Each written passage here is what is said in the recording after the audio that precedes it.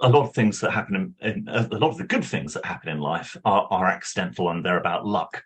But of course, you create your own luck as well. You need luck to succeed, but you create your own luck. I'm a co-founder of Teach First. Teach First is now the largest graduate recruiter in the UK, and it's celebrated its 20th anniversary. And the idea of Teach First was to get great graduates into the most challenging schools where they're needed the most, because that's how you could improve education. We realized that actually the great teachers could only succeed if they worked for great head teachers. You needed great head teachers. So we set up another charity called Future Leaders. Yeah, if the frontline people don't have great leadership, they really struggle.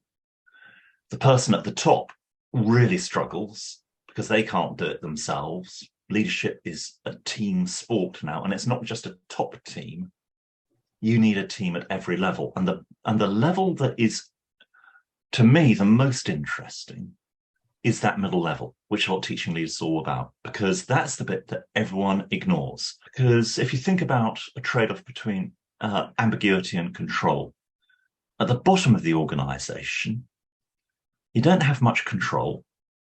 You're kind of told what to do, but that equally means you don't have much ambiguity. So life may be hard, but at least it's fairly clear. At the top, that's where you get the greatest control you're ever going to get. And incidentally, it's not complete control, because formal control never is enough.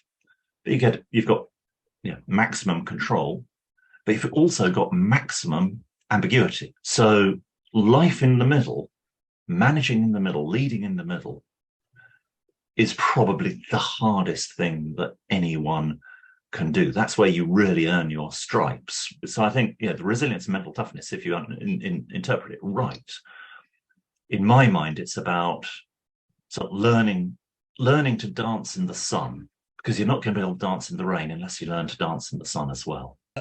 I completely agree with this. When you say leadership is about performance, it's about wearing the mask. How do you reconcile, or how would you reconcile that with quite a lot of people who see authenticity as something again that? Authentic leadership, fine, if that authenticity is good. If it's not good, then it's even worse. So that's where we now stumble across one of the paradoxes of leadership, which is this: you can't succeed by being somebody else, right? So that is where authenticity comes in. If you try to be someone that you're not, you're going to fail, because you are who you are. But equally, if you try to succeed just by being yourself, like a teenager in full hormonal angst, waiting for the world to recognize your innate brilliance, genius, and humanity, you're going to be in for a very long wait. That you succeed by being the best of who you are. So what do you do about that? Well, the first thing is to recognize that there's no such thing as a perfect leader. It simply doesn't exist. So that means every leader has weaknesses, and that's fine, because leadership is a team sport. If you can't do it, other people can fill in for you. But as a leader, you have to think very clearly and very carefully about what is the value that you bring to the rest of the team. I don't think I would have made it through my soccer career without mental toughness. It wasn't unique to lose your job overnight. And so I spent about a decade of my life living out of a bag and moving every 6 months, 7 different teams, 5 different countries. It came with incredible amounts of challenge, change, adversity, and pressure. Necessity is the mother of invention. Adversity is the mother of reinvention. So I think when you don't have necessity, you need to implant adversity in some sort of way that gives opportunity to reinvent themselves, where you're facing some sort of failure, something in your life didn't go right. Think to yourself, well, what pieces still fit me versus what pieces I'm going to let go? I'm really working on now in my own life is creating this model of a human's form of molting. I think of a human now in terms of its evolution, in terms of how much we molt. And the only stimulant for molting is adversity. It puts us in a situation where we are incredibly uncomfortable and we have to grow out of our old skin to grow into new skin. We're starting to see now kids who aren't able to process through adversity because you have parents who we call snowplow parents, who push the adversity like snow out of the way before their child can hit it. You don't face that adversity, which is an absolute essential piece of character building. And to me, the ability to overcome adversity is the definition of success. Torn my ACL, it was absolute heartbreak for me because I had this vision of my life and my identity was so tightly wrapped around being a soccer player. So the second that my knee gave out, so did my identity. And that is scary.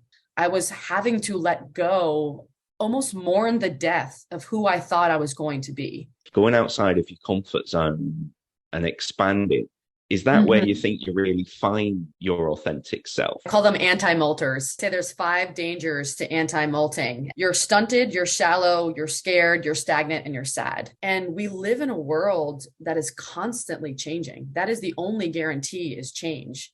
And if you're not changing with it, then you're essentially dead. You're not thriving, you're surviving. We speak about flow state on this podcast of really being present. There's no way of accessing the flow state of deep learning, of deep focus without understanding that you have to be curious and you have to want to learn. Diversity is our superpower. And if you're not getting ideas from other people, if you're not learning from other sources, then you are stagnant. Building deep connections with other humans is such a huge piece of happiness. Question your own narratives, question your own limitations, and ask yourself, who do I want to be, right? Ask yourself, who do I want to be? Write down one thing that is holding you back from being that person and attack it. We're stuck in the rat race and we don't ever get a chance to self-reflect. We live in a world full of constant distractions. So we rarely ever pause. We rarely ever sit with our own thoughts. Different is dangerous. We are afraid of what we don't know. So I'm going to label you and I'm going to put you in a clean box so I feel more comfortable because you're a threat to me if I don't understand who you are. So it does get challenging as you get older to consistently defy what those expectations are, what those stereotypes are. And again, we have to be deliberate and ask ourselves, like, are these conventions, are these labels, are they serving who I am? So I've been at IPSA for 3 years now. And when I joined, we were in a washing machine of chaos, is probably the politest way that I could put it. So there was some turmoil. And whilst people got through it, I think it's fair to say that resilience was waning. And actually what was missing for us was the positivity. So how can you have that Dunkirk spirit and be really mindful of the impact on health and well-being mentally and physically of people being under significant pressure, sustained pressure, versus how you can think about things in a different way to get different results. Fascinatingly, when you look at mental toughness, and we've learned an awful lot over the last 6 months, particularly around mental toughness, when you look at that, there's a spectrum. And, we don't expect everybody in IPSA to be mentally tough. There are some sensitive souls, and it's right that we appeal to those people and give them coping mechanisms and development areas to bring them to a place where they're really comfortable dealing with uncertainty and volatility. We do get into that detail of personal development and what's right for that individual, but actually this is about what's right for IPSA, for our stakeholders, our customers and our people, and therefore that whole IPSA approach has worked over the last 3 years. Because we like puzzles, not problems, and when you create a puzzle, people want to get around the table and put the edges of the jigsaw in first and help get the framework before the mess inside the jigsaw and that picture starts to become a little bit clearer. It's a really diverse and inclusive organisation, and we do celebrate difference. So we wouldn't want everybody to be an 8 on the mental toughness scale out of 10. We reflect that difference, and so we should. So all we want to do is support people to be the best they can be. A thriving culture is based on that difference. Being mentally tough has got its hazards as being mentally sensitive has. as much as both of those can be really good strengths as well.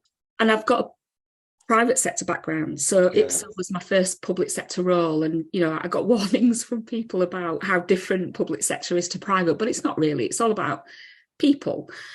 The people experience and the customer experience are absolutely key.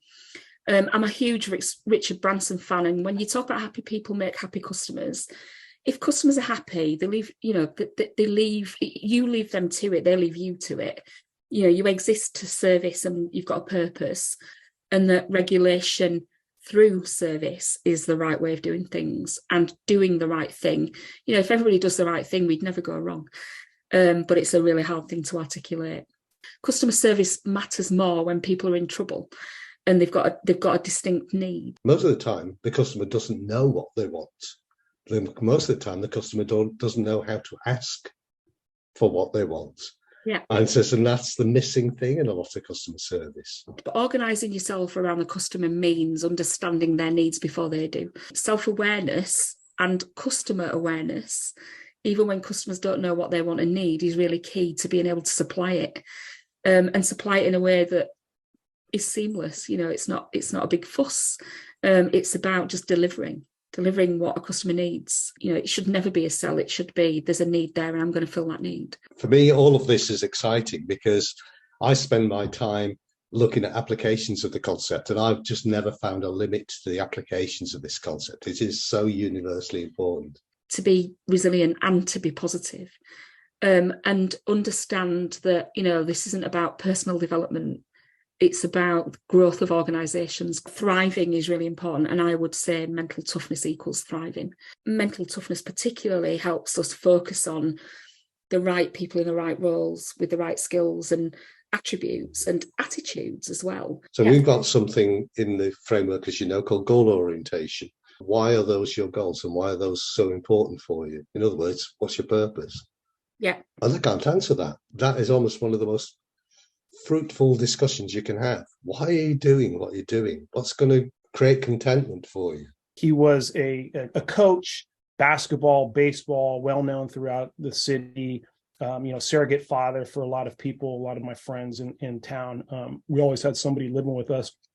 He had a 40-1 record, from 4th grade to 8th grade.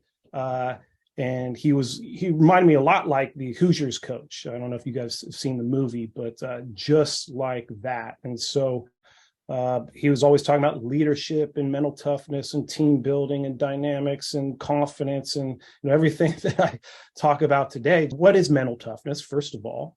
Why is it important? How do you develop and create it? And then what are the factors and components that make it up? And I think some at that time was like confidence, concentration, ability to bounce back. Someone said resilience. A lot of them said kind of this resistance to, outside forces. So being able to deal with adversity, to focus amidst distractions and things like that. And one of our program learning outcomes is evidence-based practice. So every year we review the PLOs for my institution that I work at John F. Kennedy School of Sports Psychology at National University. What is mental toughness? Like who are the leading researchers nowadays? What's fresh? What's coming out? Like mental skills are just coping skills dressed in athletic clothing. So it's the same thing. You can swing it over to life. You can swing it over to the performance realm. A lot of people would define mental toughness as this idea of running through brick walls, pulling yourself up by the bootstraps. And that's not true. There is, I always feel like there's a range for all of these concepts and terms in emergent states. I've always liked to talk about toughness and mental toughness. My own personal kind of ideology program is built around it. You can make some changes. You can definitely tap into better aspects of yourself. You can grow various skills. It takes, discipline and it takes time. And these are just universal. Anything you want to create or develop within yourself is going to take, intention. It's going to take discipline and it's going to take time and practice. I use a 4C model. So if I have 10 students, I break them up into 5 groups of 2. and each group is in charge of a different C. So the first day might be mental toughness. What's the definition? What is it? Why should we care? What is sports psychology? That type of information. And the second day would be one of the 4 C's, and we just run it all the way down the week. So they're cobbling together, the 4 C's in a systematic way and delivering it to athletes in an applied manner. I'm the mental skills director for Mission 60. I believe, strongly in the science practitioner model. So using science and research to guide and direct the work that I do. And that's not always easy because models and theories out there, it takes time to be able to truly grasp them. There's so much research, so much information, a flooding of different orientations. Which one is most true? Which one has some strong backing behind it? Kind of think I've seen all these pieces over time being put into place. And it's been really fun and exciting to see the evolution of the 4C model. I call you guys the 4C crew. You create this sense of openness and this sense of wanting to learn and wanting to listen and being inclusive. There's a place for all of it. It's just about truly understanding the dynamics and the interaction and the interplay. Resilience in the face of any difficulty you might face is just usually life, isn't it? I think once you've got the vision, and the vision was really, supporting the people of Merseyside and beyond, but providing a first-class transport network. Merseyside as a region was 75% or below the EU average, European Union average for any region of that type. We got control of the trains through a lot of hard work, turned them into the best performing railway in the UK out of the 25 train operating companies. Showed me the value of resilience and also just tenacity and just keeping going. And I think it's all to do with attitude. I thought, sports psychology is interesting, but effectively it's life, isn't it? And it doesn't really matter whether you're in sport or whether you're in where I am on transport or whatever walk of life you've got to have some sort of resilience. You can't teach mental toughness, but you can actually put in a lot of effort to make sure that by doing certain things, just to keep these traits going and to sort of inculcate them into the staff. The 4Cs model, I think, what Peter developed was that you worked out that, the higher echelon in an organization were more mentally prepared or tougher or hardier than subordinates. So you think, well, why is that? And if you get the culture right and you get the actual environment right and as correct as you can, then I think you can do great things. Communication's a really interesting part of mental toughness because it's a treadmill. Once you get on it, you kind of get off. We ended up with 40 plus MBAs and we kept on winning awards for this Mersey Learn thing.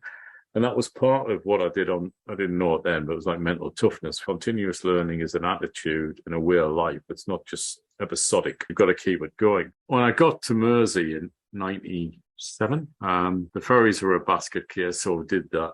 The railway was called Misery Rail, not Mersey Rail, Misery Rail. And it took me 8 years to fix that up. So a lot of challenges, but I just kept on going because it was the right thing to do. And there's a story there, and I still remember the numbers, where I think the net benefit to Merseyside, not just the county, but the whole of Merseyside of the ferries was, I think it was 38 million sterling, and that was 12 years ago. I was appointed under the 1968 Transport Act it was put together by Barbara Castle, who wanted men of integrity and vision to integrate the public transport in the metropolitan areas. And I worked for 2 of the original ones.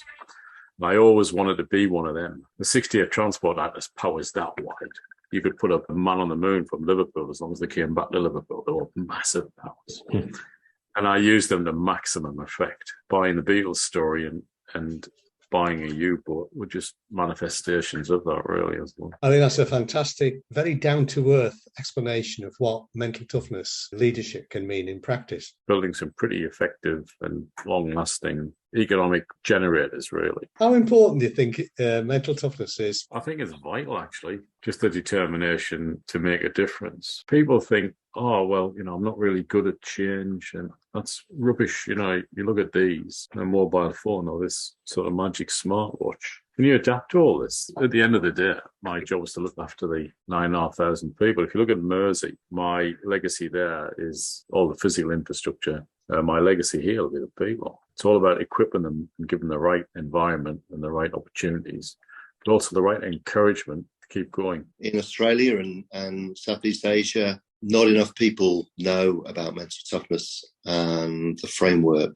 Came across MTQ 48 as it was then. I was drawn to it, I think, because it started to address intangible qualities that I've been working with kind of all my professional career. So things like, confidence, drive, motivation, empathy. That the mental toughness framework was a really important part of that, because it helped my clients and it helped me better understand why they were thinking the way they were, and perhaps give them a pathway, to some clarity or to some sort of resolve.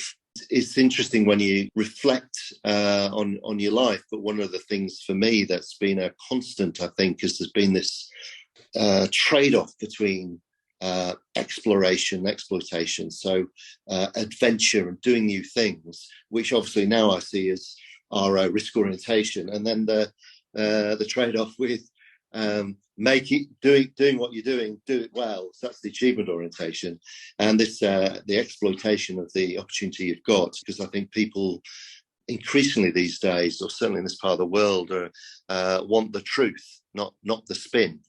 And we've got a framework that is the truth, not the spin. In Australia and Southeast Asia, not enough people know about mental toughness and the framework. So that's exciting to be able to somehow tell the world, in this part of the world, about what it is and what it can do. Because I think people increasingly these days, or certainly in this part of the world, want the truth, not the spin.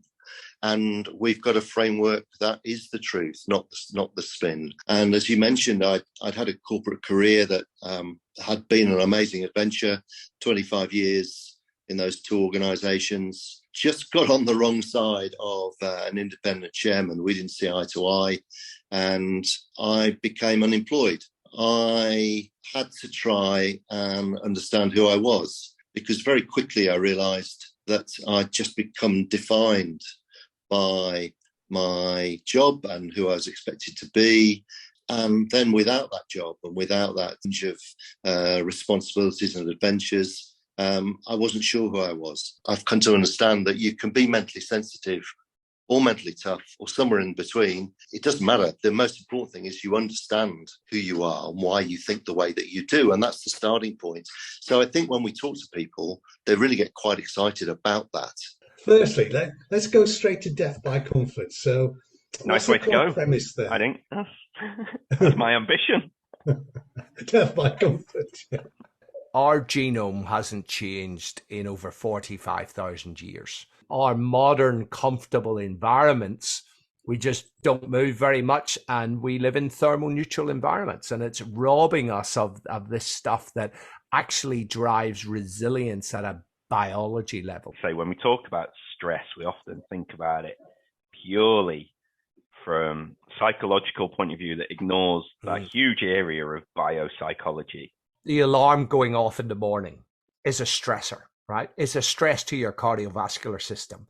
And if you press snooze, you're getting multiple shocks to your cardiovascular system. And we can also catastrophize about something that might happen in the future, and often never does, but you'll create that same stress response. Would you say that humans would be unique amongst the primates in terms of the metacognition driving physiological stress? And yes, I believe that we are. Now it's pretty hard to do those experiments on primates because you can't really ask them, right? Yeah. But the thinking is that our neocortex is more developed and richer. And that we particularly have that ability for metacognition. Particularly some of the modern studies looking at people who are chronically stressed over time. So, we could follow the three of us and a bunch of listeners, put us in brain scanners every year, ask about the amount of stress in our lives. And you'd see over time the people who are reporting significant, consistent stress, their amygdala grows bigger and more sensitive. They become hypervigilant, and their frontal lobes actually shrink. And that then means, this is really critical, that you have a brain that is less able to regulate your emotions. I like to take an integrated approach, a mind, body, brain approach to this. Right. So, you know, when you're a hammer, everything looks like a nail. There's beautiful research showing that if you view something as a threat or a stressor, so this is a potential stress, if you view it as threatening or stressful, it activates your HPA axis and cortisol. Whereas if you view it as a challenge, it actually activates your fight or flight mechanism, which is nature's more effective way of dealing with that stress. We know what's right. We know what's rational. We know what the right thing to do. We don't do it. And we don't do it so often. It's almost a normal pattern of behavior. And I put weekly targets. I started off with 100, then 200, because I realized that every time I did like 20 or 30, and I'd go and I'd write it on my bathroom mirror, I was getting more motivated. And that was when I had my epiphany about motivation. Motivation follows action, not the other way around. I'm a big fan of visual triggers. So right behind my desk, I have kettlebells and club bells. And whenever I see them, they're a trigger for me to get off my ass and do 30 seconds or a minute of exercise. Absolutely. And I 100% agree with you that looking back can be really useful. And I loved reading that in your book about that learning orientation. And I think I said on my podcast that in our karate dojo, which I workshopped with all the kids, one of the things that's written on the wall is you win or you learn. So I've got a model that I teach around behavior change. It's called the easier model of behavior change, right? And the E stands for explore your reasons why.